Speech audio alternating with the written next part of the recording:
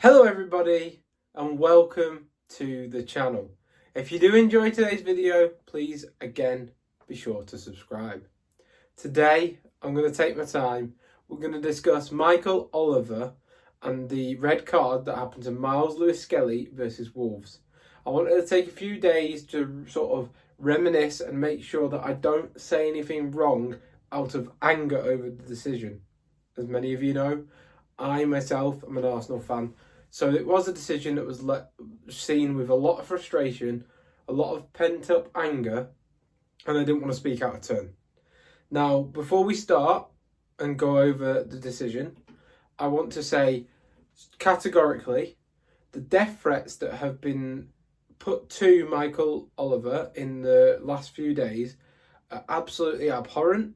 There's no place for it in the game. And I really hope that the police or whoever the governing body is do stamp down on it to ensure that the people who have given him these death threats and abuse do get punished. Now, without further ado, we're going to be discussing refereeing for a start within the country, VAR and Michael Oliver himself. So, firstly, let's discuss Michael Oliver. There are numerous big events within football that the decisions have become wrong due to him. Think back to the red card that should have been for Jeremy Doku on Alexis McAllister. That wasn't even given as a penalty, let alone a red card for a high boot. You think back to, I think it was the Martinelli one, which is by the double red in the space of one phase of play, double yellow, sorry. You can even go back to the Declan Rice Brighton red card this season. He is known for high-profile errors in massive games. He is not shy from it. He basically wants the attention to be around him. For me, that means he needs to be looked at from a performance standpoint by either the FA or the PGMOL, because he clearly isn't good enough at his job.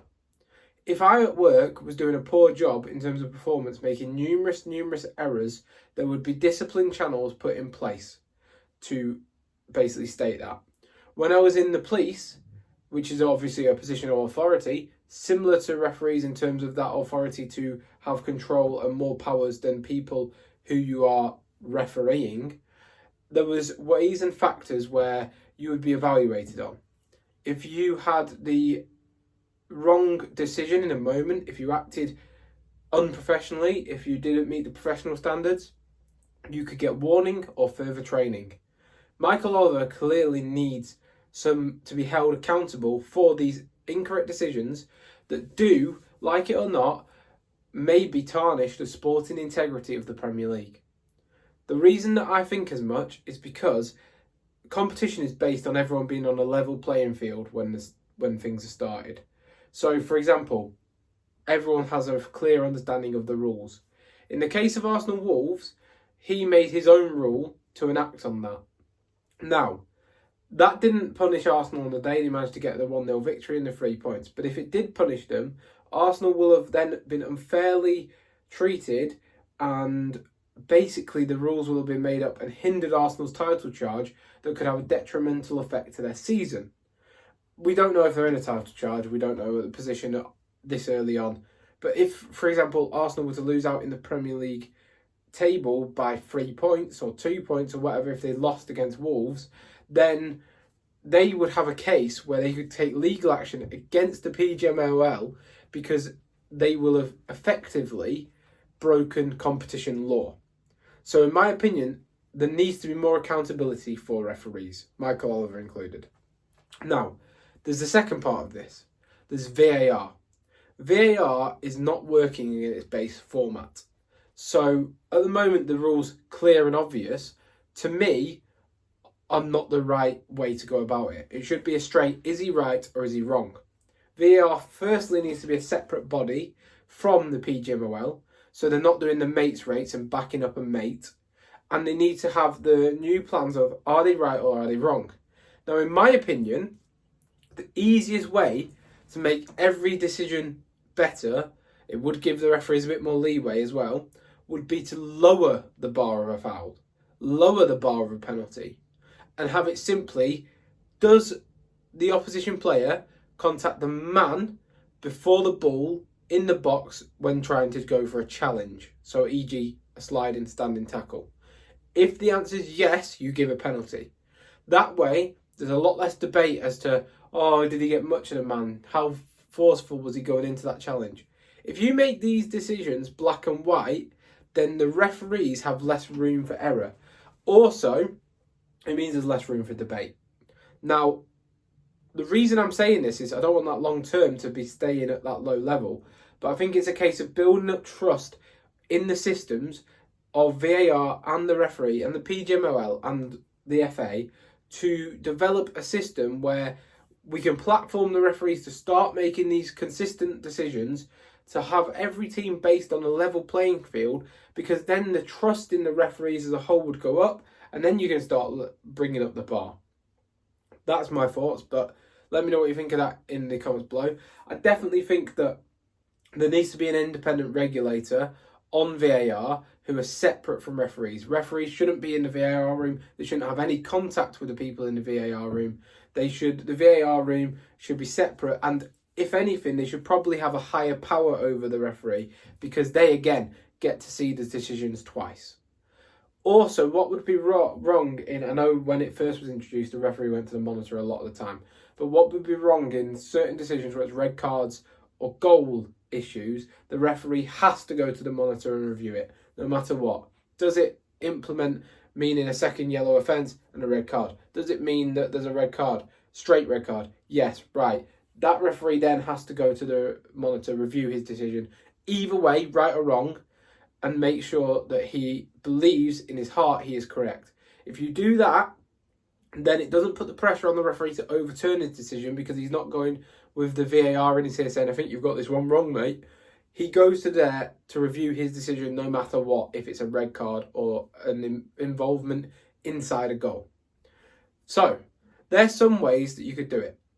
I also would like to just caveat this, that I don't think there's... It's hard, right? Because Michael Oliver especially, he's refereed in foreign countries, UAE, taken pay packets from the owners of Manchester City to go and have that experience. Now, I'd like to say I don't believe there's corruption in refereeing, but I'm not certain. It's funny how certain teams, Wolves, Arsenal, to some extent Liverpool, get refereed differently and less favourably than teams like United, like Chelsea, like Man City. So I do think that that is detrimental and potentially at play within football. Obviously, the unconscious bias is going to be there within these referees.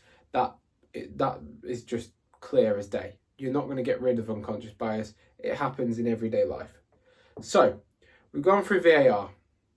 We've gone through the reforms I would make to the refereeing standards in the Premier League. I've gone through Michael Oliver. Now, the final thing I want to say is that I think the system of how these referees are a closed shop needs to change. At the moment, there's 20 to 25 qualified referees in the PGMOL who get the top level games. But in England alone, I think I read somewhere there's 18,000 qualified FA referees. There needs to be a way where these people can progress to get the ability to referee Premier League games, because more movement in that top bracket will lead to more competition in terms of performance and lead to more consistency in terms of results on the pitch or from field decisions, because it would allow more referees to build their way up to become the top level referees. At the moment, it seems like the bracket's closed to a lot of referees, and you get the same old white fellas basically who are in the top of the game and referee the matches. That leads to consistent mistakes being made time and time again. Now, as well as that, you have the issue with the death threats and the situation within refereeing at the moment, which clearly needs to stop.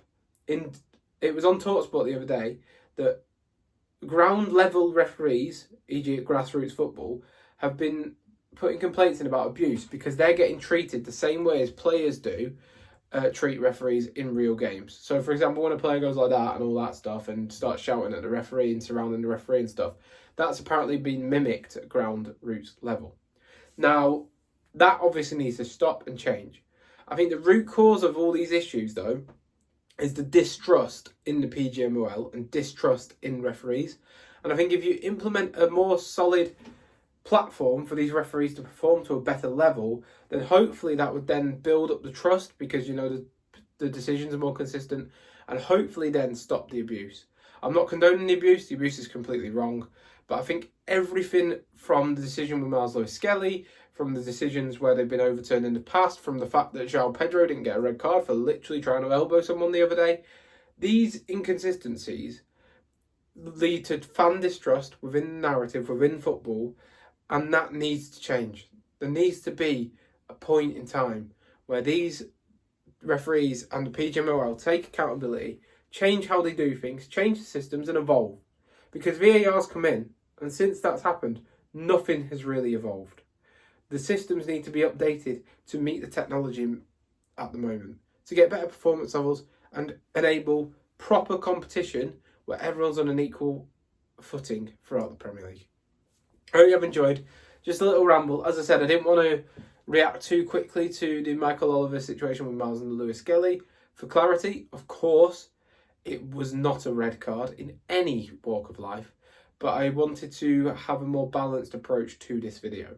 I hope you have enjoyed. Please be sure to like and subscribe. See you next time. Goodbye.